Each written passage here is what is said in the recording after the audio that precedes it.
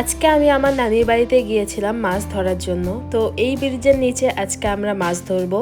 এই ব্রিজটা কি আপনারা কেউ চিনতে পেরেছেন? কোন জায়গায় এই ব্রিজ? চিনে থাকলে অবশ্যই আমাকে কমেন্টে বলে যাবেন। আজকে ছিল মেঘলা আকাশ এবং আমরা খুব সকালে গিয়েছিলাম। ওয়েদারটা একবার দেখুন কত সুন্দর। ব্রিজের ওপর থেকে আমি ভিডিও করে দেখলাম অনেকগুলো শৌলের পোনা এখানে ঘুরছিল।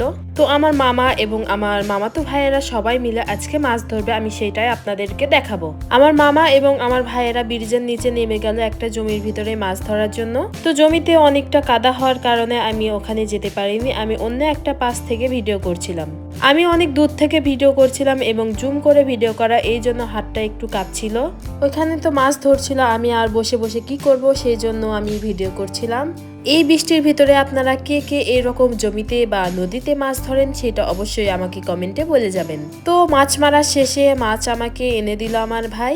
আজকে খুব একটা মাছ পাওয়া যায়নি, তো যেটুকুই পেয়েছে ওইটুকুই অনেক। তবে মাছগুলো ছিল অনেক ছোট।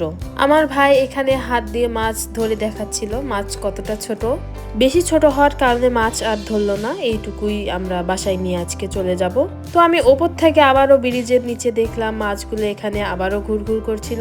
এই ব্রিজের নিচ থেকে আজকে আমরা মাছ ধরেছিলাম। কে কে এখানে এসে মাছ ধরা দেখেছেন অবশ্যই কমেন্টে বলে যাবেন। মাছ ধরা শেষে আমার মামা জালটা এখানে ব্রিজে দিয়ে দিল শুকানোর জন্য। আজকের ভিডিওটা আপনাদের কেমন লাগলো অবশ্যই কমেন্টে বলে যাবেন। লাইক কমেন্ট শেয়ার করতে ভুলবেন না।